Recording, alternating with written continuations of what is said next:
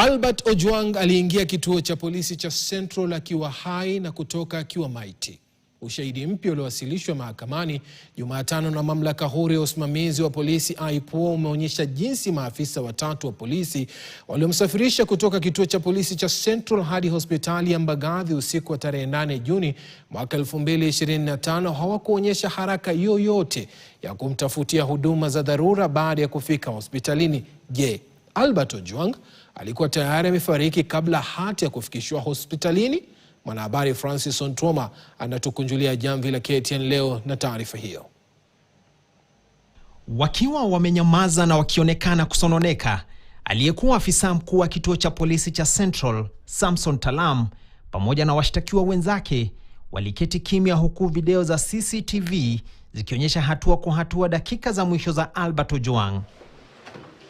Katika kesi ambayo imegeuka kuwa moja ya mauaji yaliyotikisa taifa na kufuatiliwa kwa ukaribu zaidi, Talam sasa anakabiliwa na kibarua cha kusafisha jina lake kuhusiana na kifo cha Ojwang mikononi mwa polisi. Kwa miezi kadhaa polisi walisisitiza kuwa Ojwang alijitoa uhai akiwa ndani ya seli. Hata hivyo, ushahidi unaojitokeza unaonekana kukinzana na dhana hii vikali. Leo hii ilikuwa zamu ya mtaalamu wa uchunguzi wa kisayansi wa IPOA Joshua Mutua kutoa ushahidi wake mahakamani. Akitumia CCTV, Mutua alijenga upya mtiririko wa matukio usiku waliopelekwa hospitali ya Mbagathi. Majira ya saa 7:35 usiku, gari la polisi linaingia ndani ya eneo la hospitali. Maafisa watatu wanashuka, wanazungumza kwa muda mfupi, kisha wanatembea taratibu kuelekea idara ya dharura.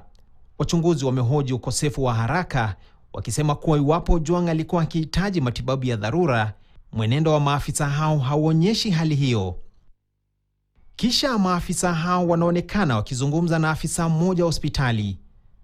Saa 7:46 usiku, CCTV inaonyesha wakichukua machela na kurudi nayo eneo la maegesho.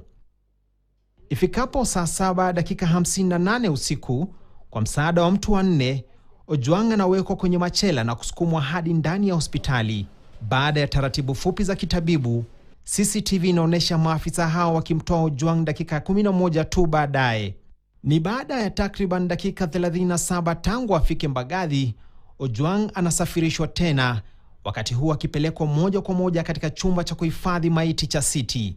Lakini ili kuelewa kilichojiri Mbagathi, wachunguzi walianza kwa kufuatilia matukio ndani ya kituo cha polisi cha Central.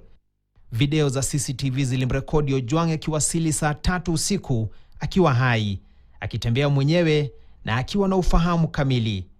Alikuwa amevaa suruali ya rangi ya kaki, jezi ya bluu na sweta nyekundu. Hata anaonekana akipiga simu kwa familia yake.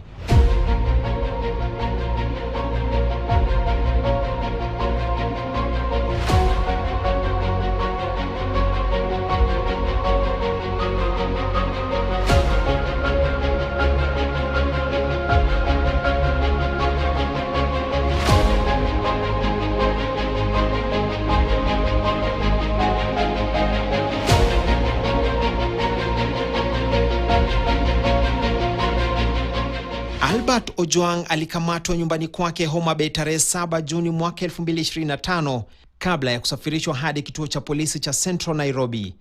Hii ni kutokana na tuhuma zilizohusishwa na jumbe alizoandika mitandaoni zilizomlenga naibu inspekta jenerali wa polisi Eliud Lagat.